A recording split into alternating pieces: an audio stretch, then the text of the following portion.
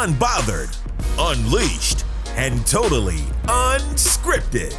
It's Beyond the Roar with football head coach Eddie George.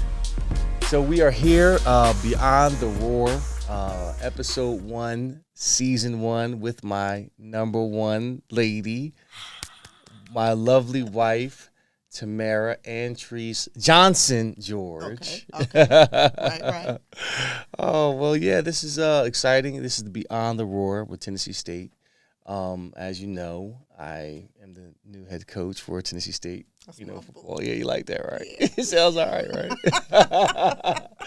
No, but seriously, everyone asked me, why did I decide to do it? And I always go back to the conversation we had in the kitchen. Mm-hmm. And I was like, I was hoping you would be like, yeah, don't do that. It's crazy. You never did it before. So what were your reactions to me possibly being the head coach, to be honest?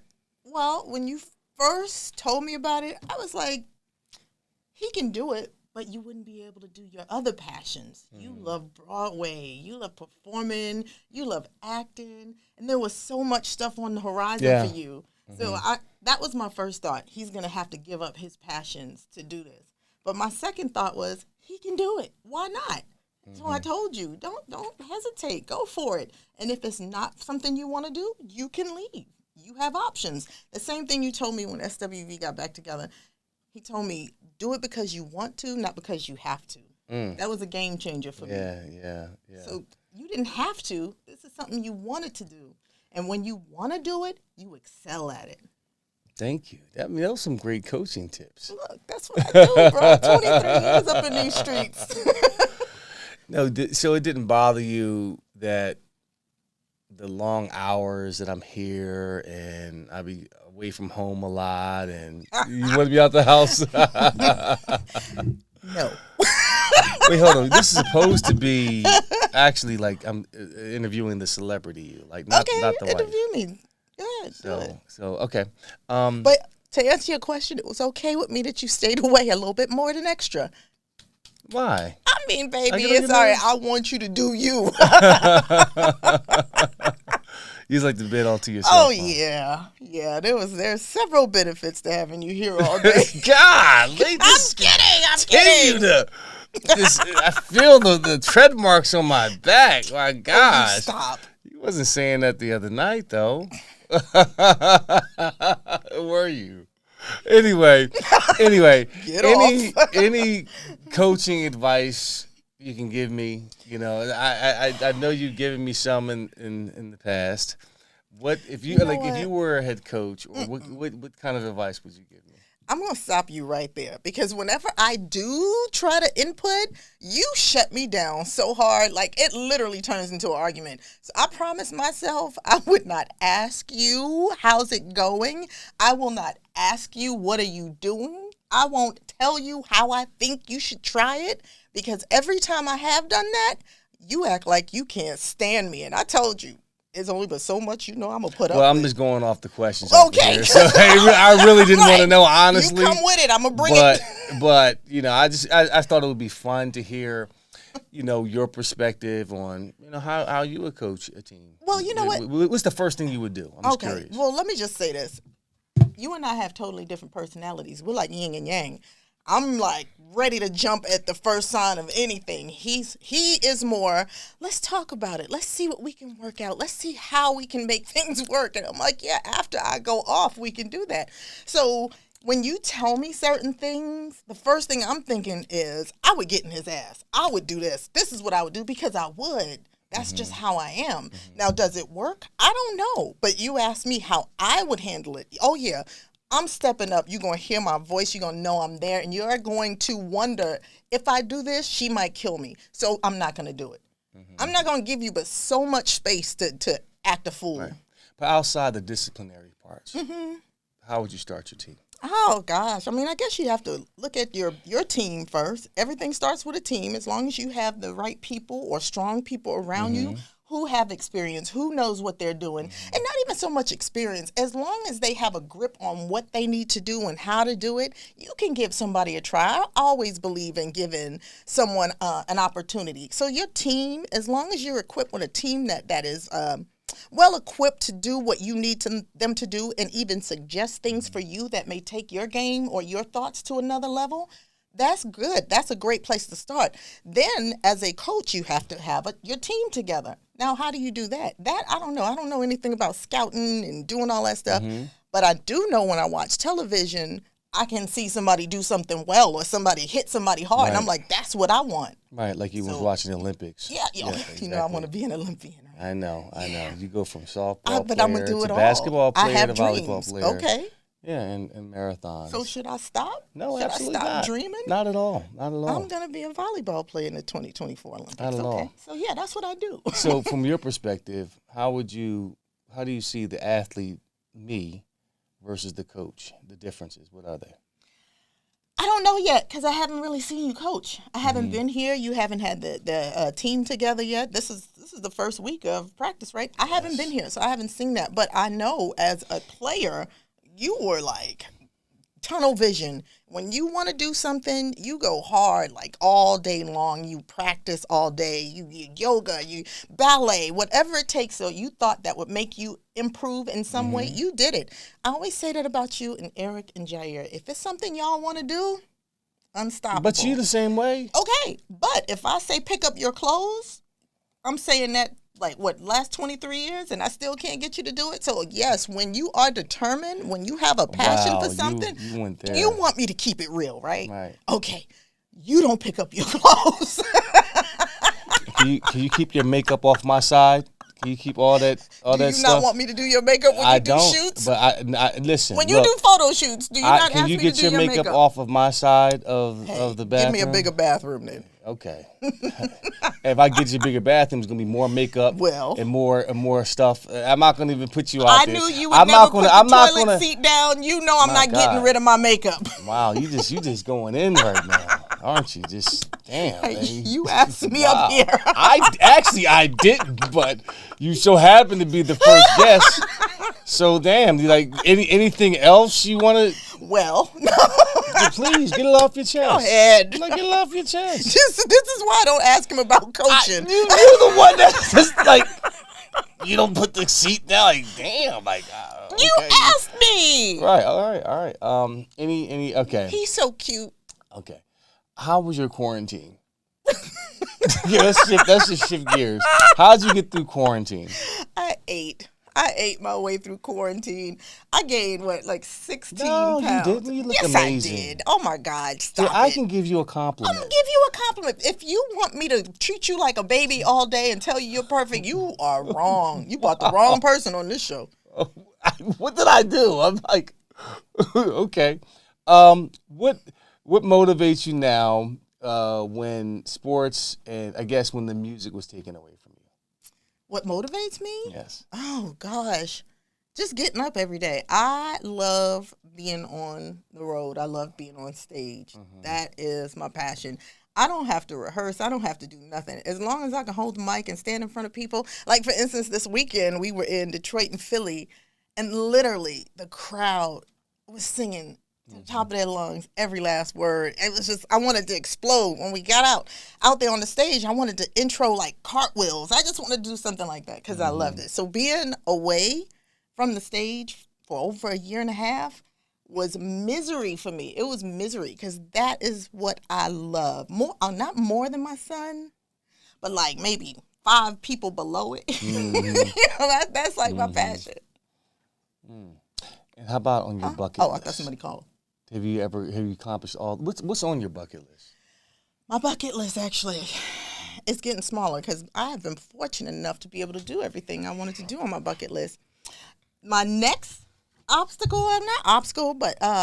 is law school. I'm studying for the LSAT. I always wanted to go to law school, and had I known we'd be home for a year and a half, I would have been started this process. But it came to me late, because I didn't realize this would last so long. But after the 8th month, I was like, you know what? Maybe it's time to do some other things. But hair, makeup, I've always loved doing hair and making wigs. I learned how to do several things during this pandemic. I learned how to sew clothes. I learned how to shoot like a Yeah, marksman. when you put your mind to it. Yeah. Yeah. Oh, yeah. Yes. Oh, yeah. What else did I do? I started walking. I was walking like You started 11,000. your own business? Yes. I Insurance started business? walking 11,000 steps a day. Of course, I got my life and health insurance license. I was just reaching because, again, I couldn't do what I loved. So I had to find something else to do. And instead of just picking one thing, I was like, give me everything. Because nothing was fulfilling like being on stage. But you mentioned law school. Yeah. And some people would say, hey, you lived a long time. And 50 years. 50 years. And why now? Why law school now? What inspired you to get your go into LSAT and try to get your law degree? I always wanted to do law. That was something I always wanted to do. So after I finished at Belmont, I got my degree in 2004. I went back to school and graduated in 2004 with my degree in May of 2004. And we got married in June of 2004. And 20 minutes after the reception, we got pregnant in a limo on the way to the hotel, which detoured everything. So 16 years later, now that Eric, our baby, is old enough to do things on his own, he can drive now. I don't have to be there to be like hands-on all day. I can do some of the things that I wanted to do, and law school is one of them. But why? Like, why law? Well, because I want to study contract law. One of the reasons why is because new artists, when they come out, they always get the standard contract. And the standard contract, of course, is raping them for everything that they ever had. I want to be able to show those artists that you don't have to do standard. You can do next level standard. Of course, when you come in, the tables are unleveled. You have this label giving you everything, and you're just giving them your talent, which is not yet proven to be a money maker. So you have to give up some leverage, but you don't have to give it all up. Yeah, and I'm here to show those new artists that you don't have to give up everything to be. Do you feel like that's becoming more of your calling, more so than being on stage? No. God, no. Let me tell you, even when I did insurance, I was like, this is something fun, and this is something I could always have in my back pocket, and this is something I can always help people with. But I love that stage. That's my drug. I don't do drugs. I don't drink. I don't smoke. I eat a lot of candy, but I love being on stage. What does it feel like? Does it feel like a touchdown? I'm assuming it does. Right? I've never scored a touchdown, but when you do, there's like a whole stadium of people cheering for you, right? How does that feel? Like, it feels great. Do you ever get nervous? All the time. All the time. I suffer from anxiety. So every time I step on stage, before we walk out, I get that rush, that like adrenaline rush. But that's just my anxiety telling me you're about to get out there and do what you love. And then once I get out there, it's like somebody just gave me a drink, and I just calm down, and I do what I got to do, and I love it. I was watching, I was there at Versus with Escape, and just standing in the audience, I forgot that I was your husband. I was like, yo, they are amazing. Cute? No, you said cute. They, I'm talking about me. Yeah, you was cute. Oh, okay. You had your legs out, and all. I was like, yo, that's my wife. But it was incredible because your body of work, I was like, wow. I mean, just hit after hit. I mean, going all through the 90s, and it just brought me back when I was in college when I didn't know you and still rock to your songs, and now you're doing it on stage. It was just like a surreal moment for me. But you've seen us perform before. I have, but in that competitive setting, like now my coach's hat is on because I gotta be honest, Escape was getting in your ass. Okay, I'm sorry. In the beginning. We're gonna change that. Yeah, they was getting. I know. I would not say getting in your ass. In the beginning, just listen to what I had in the first half. In the first half, Escape, the presentation, the energy. Was on point. Okay, and I saw, y'all was trying to. I was like, ooh, when they did the acapella with the I know the song, the gospel song. The gospel song, I was like, ooh, that was a good one. But then y'all came out after halftime, and it was completely different. Changed your clothes. What happened backstage? Did y'all have a talk? Did y'all just shift things up? Let's just go to the first half. It was the halftime adjustment. Okay, hold on. So let's go back to getting your ass. I would not say getting your ass. I would say. Well, shut it up. I'm saying is they were definitely prepared. I will give them that. They came out there ready to rock. But you can't change history and you can't change sales, okay?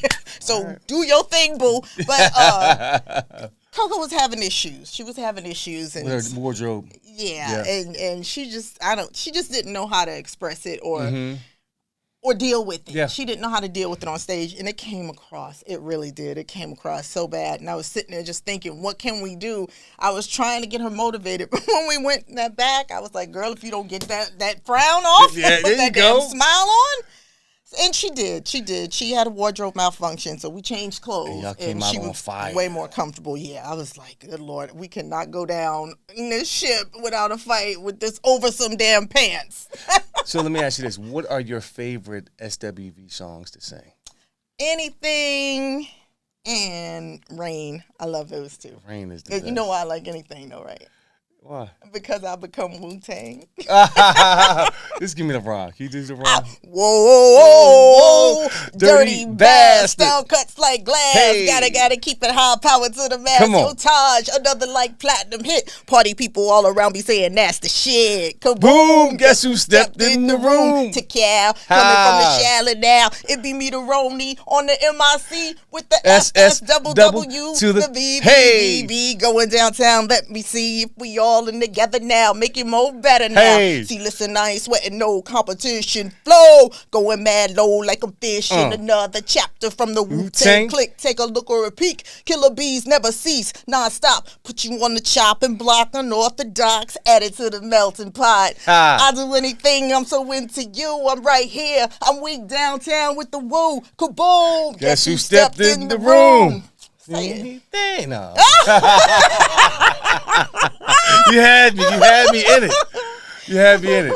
No, that was I love that part. But you're a dope rapper. I got to give you that. I am. You right? are really a really good That's rapper. another one of my little secret passions. But you don't like really rap. Like, Well, no, I don't write a whole lot of but rap. you couldn't appreciate the Jada Kiss and Dipset verses. You did, but you didn't. But It was not the same way. You had your clock on for Bobby Brown and Keith Sweat. Like, listen, leave me alone from this time to this Don't time. play with Bobby Brown. And you listen to that man do his thing. I love Bob. You know what it was. I'm gonna leave it there. But anyway, you didn't really care. Like, that was an epic battle. I did.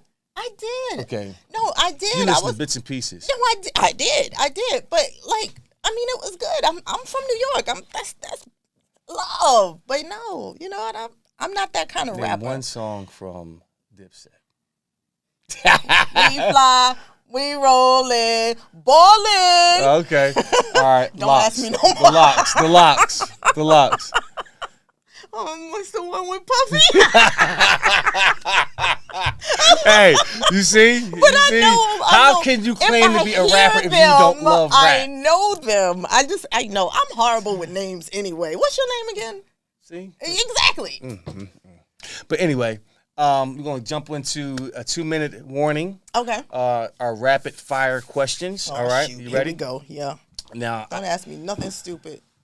well, this is softball. 2, minus the Brown Bomber, 2 artists you listen to the most. Right now, I've been listening to Artist. Bruno Mars. Oh, I can't say Hamilton. No. Bruno Mars and who have I been listening to? I don't know. I haven't. I listen to Hamilton all day. Who are you recently listening to? I don't know. Who have I been listening to? You sing every morning. I can't think of. It's Bruno Mars. Okay. Nobody else? That I could think of. I mean, Bobby Brown. I always listen to Bobby Brown. All right. Babyface. All right. What is your favorite app you use the most? TikTok. Yes. Yes, you do. You like to put me and Eric into your TikToks. Yeah, it's fun. I like it. Yeah. Have you done one recently? No, not since we did Your our last favorite one. TikTok was? My birthday TikTok. When I did that, don't rush. I love that one. Oh, when you just tapped the yeah. screen and you changed. That was cute. Yeah. Okay. The best. Now, I think you're an amazing chef and cook. Oh, he's so cute. I do. See, I build you. I uplift my wife. So why don't you eat my food? I eat your food. and I do pick up my clothes. I do. So, your best dish you can cook? Macaroni and cheese. I'll give you that. Mm-hmm. And I'll say this: the chicken pasta salad. Don't you Really? make that? You like that? I love that. I Oh. told you that. That's what. I might make that again then. Okay, what else? But what I make you is what? My favorite dishes I make you. I like your shepherd's pie. I know. I love your shepherd's pie. I know. All right. Top 3 movies. Forrest Gump, Coming to America, and Vampire in Brooklyn. No, I'm kidding. No, Forrest Gump, Coming to America, and I like A League of Their Own. Favorite part in Coming to America? Oh, man, the Black Awareness Rally. What song? When Randy Watson performs, there's a God somewhere. You know what's funny? And this is like, now I look back on it at my mother's funeral. There was that Randy Watson moment. That really, So wrong. it was that Randy Watson moment. I'm not going. It really was. It was. I was deep in my sorrow, and I'm just had my head down, and I'm hearing this man start to sing, and that's when I picked up the program and looked and said, "Was he?" He was going off. But he wasn't scheduled to do that. Look, he said, if anybody's in this office or this audience, you're going to hear me today. You're going to hear me. He was determined. He was determined. Oh, my God. It was like he wouldn't stop. We're almost up over the 2 minute. Yeah, I know. Okay, all right. Anyway, He wouldn't stop. All right, we'll end it with this, babe. The best advice that changed your life. Or the best, let me rephrase that. Advice that changed your life. The advice that you gave me when I could not decide whether or not I wanted to go back to SWV. When you told me do it because you want to, not because you have to, that was a game changer for me. So I'm a great motivator. You are. You really are. So therefore I can be a good head coach, right? I never said you couldn't. Let's stop. That was a lot of fun. I had fun too, honey. Yes, babe. And I'll catch you next time, Beyond the Roar.